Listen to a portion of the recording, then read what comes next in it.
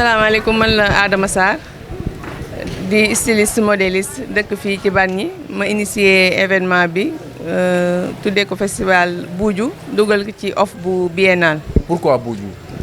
Buuju parce que depuis samay début damay def benn mode durable. Mode durable bon mooy mode boo xamante ne dafay sensibiliser à travers les œuvres que nous faisons. Di sensibiliser ci environnement bi nan lañ koy préserver aussi moo tax ma ne damay def mode durable donc depuis sama commencement carrière c'était comme ça et puis bon tout récemment en 2020 ci laa commencé di liggéey matière muy matière plastique ak bouteille d'eau te loolu moo gën a tax ma gën a engagé wu sax ci côté boobu voilà. Biennale off généralement ñu si bëri Dakar la ñuy préféré yow nga préféré véritablement vers la source lan moo la gën a motiver.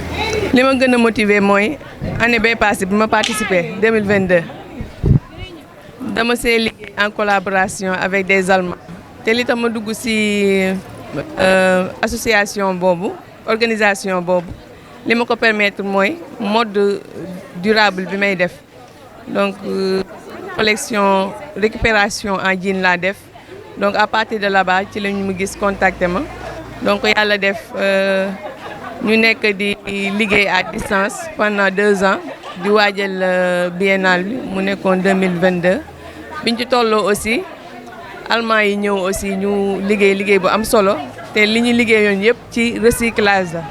donc message bi jàll mais defee wu ma ko woon fii Bargny dama génnoon dem Dakar di ko fi defee donc am na samay ay proches ñu bëri daan ma fekk foofu te bu ñu ma fa daan fekk sama stand bi ma daan nekk bokk na ci stand yi gën a animé donc je me suis dit damay génn di dem biir Dakar di participer dina indil benn public bi donc année bii di ñëw incha allah du ma ko defee ne fu dul fi ma dëkk. ndaxte fi ma dëkk mooy sama fierté donc loolu moo ma gën a animé. alors fi ñu terminé mooy. nga nekk ci métier boo xam ne c'est un métier à part. stylisme modélisme mais aussi. soit mu am versant artistique ak artisanal. lan mooy seen jafe-jafe boo xam ne tey autorité bii ak bu national. ju doon teg loxoom léegi nii mën na leen booster dimbale leen. bon li gën a métti mooy déjà nga nekk ci métier bi ngay dem ak tes propres moyens. yamoo si nga toll foo xamante ne par exemple am nga envie fa nga dëkk ñu dund art dund culture ci domaine bi nga nekk aussi jëmaleen foo xamante ne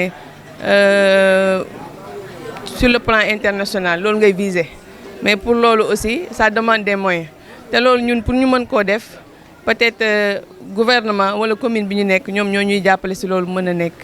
donc difficulté yi ñuy am par exemple bon c'est la première fois mu dugg ci événementiel mais dama see tirer leçon yu bari macha allah donc dama nekk jigéen boo xam ne dama bëgg a défi lu mu metti damay avancer donc te gëm naa ne ci lancer boobu laay mën a atteindre man li ma bëgg donc organisation bi pour dire vrai ça n'a pas été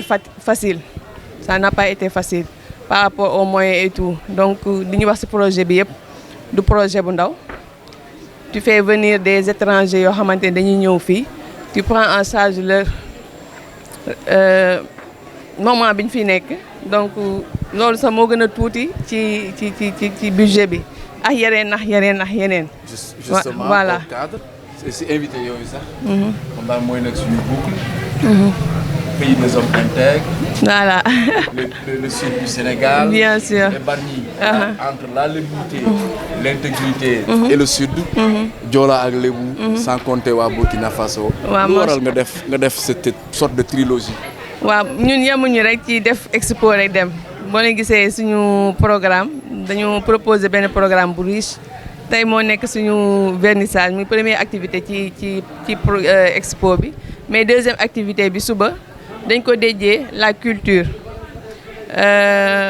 culture lébu ak culture joola ak suñu ren bi nga xamante mu ngi jógee Burkina ak délégation bi nga xamante ne ñoom ñu ngi ñëw jugee Mali bu soobee yàlla suba incha allah dinañ leen fi fekk donc loolu nekk lu ndaw ñu def effort indi loolu ci suñu commune bi donc loolu nekk lu ndaw li ñu gën a motiver mooy comme ni ko Prince waxee man bi may xamante moom sama xamante ak yaayam muy la reine ci moom mi la jógee défilé laa dem Bignona wàcc mu ñëw approché ma defe naa noonu la félicité ma à travers sama liggéey invité ma mu baax trop am benn ouverture aussi moom moo ma ibbil buntu cour royale bu la reine donc depuis ñu am relation bu rafet macha allah di demalante di dikkalante chaque année ci mois de décembre muy def benn fête bu mag muy période bi nga xamante ne moom lañ ko introniser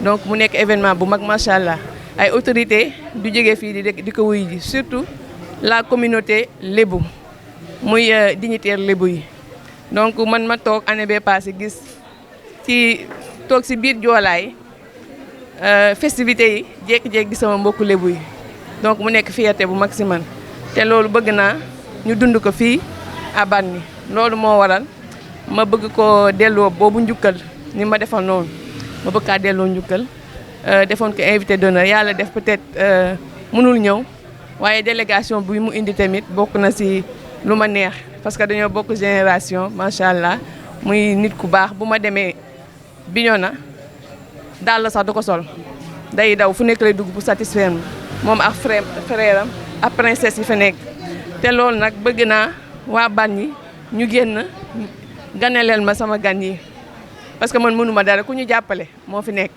maa ngi oo waa Bargny gépp bu subaa incha allah centre culturel bi ca la ñuy def cérémonie officielle bi ñu war fa revaloriser culture lébu devant nos invités yi aussi ku ci ñëw aussi sa ethnie moo la fa indi moom ngay représenter donc voilà loolu moo ma gën a animé brassage culturel boobu voilà.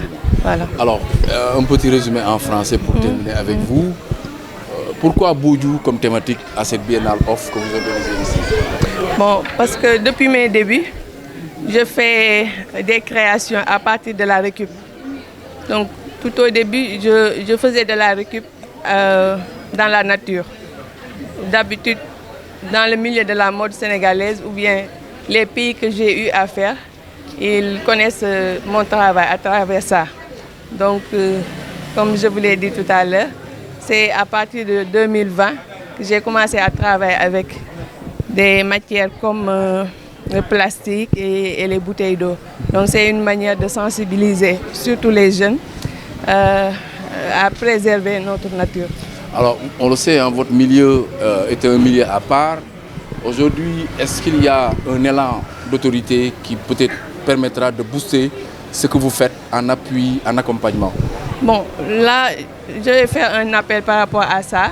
Donc, j'espère qu'ils vont être sensibles. Voilà, par rapport à mon appel. Donc, c'est très rare dans le milieu où je suis de faire ce travail, surtout se concentrer sur la récup. C'est pas tout le monde, c'est pas aussi connu ici. Donc, voilà. Et j'aimerais que, comme vous l'avez dit, nos autorités nous soutiennent par rapport à nos activités. Parce que bon, ce que nous faisons là, bon, on le fait par rapport à notre carnet d'adresse, mais aussi on le fait parce qu'on est des filles de la commune, on est des filles du Sénégal, donc on se déplace et quand on se déplace, on représente notre pays. Alors, participer à une biennale off, vous le faites à Bargny, c'est fait exprès ou également c'est eu égard à vos multiples expériences qu'il fallait au moins partager avec la communauté? Oui, c'est fait exprès parce que l'année précédente, j'avais participé dans un off à Dakar en collaboration avec des Allemands. Donc ça a eu beaucoup de succès. Et au finish, quand je venais ici, je ne voyais rien. Donc, s'il y avait aussi des expos, donc je n'étais pas au courant. Donc, ça m'a animé. Ça m'a encouragé à faire ce expo-là cette année-ci. Voilà. Alors, une sorte d'invite que vous avez faite donc 3 zones différentes. Une facette internationale ou panafricaine avec la reine venue donc du Burkina Faso, au pays des intègres, et également la Casamance, le sud du Sénégal, en terre lébou. Qu'est-ce que vous recherchez? Bon, c'est pour montrer aussi que la mode, l'art, ça fédère. Donc j'ai eu la chance de fréquenter la famille royale de la reine, maman, la reine de Bignona, maman Étape. C'est comme ça. Voilà. Donc, et aussi ces 2 fils qui sont là. Donc, ils représentent leur maman. Et ils devaient être là. Mais bon, on est content déjà de voir nos frères. Et aussi, il y a une amie, une sœur, qui... On s'est rencontrés au cours royal de la maman. Pour dire que l'art est... Voilà. Transversal. Voilà, c'est un filet.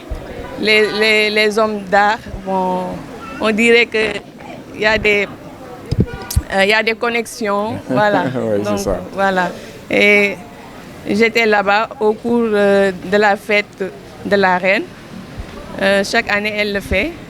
C'est à l'occasion de l'anniversaire de sa introduction. Donc, c'est là-bas que j'ai eu la chance de vivre des moments riches en culture. J'ai vu nos hôtes, nos dignitaires lébou là-bas. Et c'est quelque chose que j'ai beaucoup aimé. C'est à cause de ça que c'est ça qui m'a animée à faire ces invitations-là. Et je tenais aussi à remercier la princesse Zerbo Diatta. Elle a tenu à être là, à venir pour m'accompagner, franchement. Et elle me donne beaucoup, beaucoup de courage, franchement. Depuis qu'elle est là, elle me réconforte par rapport, comme je vous l'ai dit, le fait d'organiser, c'est pas facile. Il y a beaucoup d'émotions et tout. Et à chaque fois, elle est là. Je la remercie par rapport à ça. Merci. C'est nous qui vous remercions beaucoup. Merci beaucoup.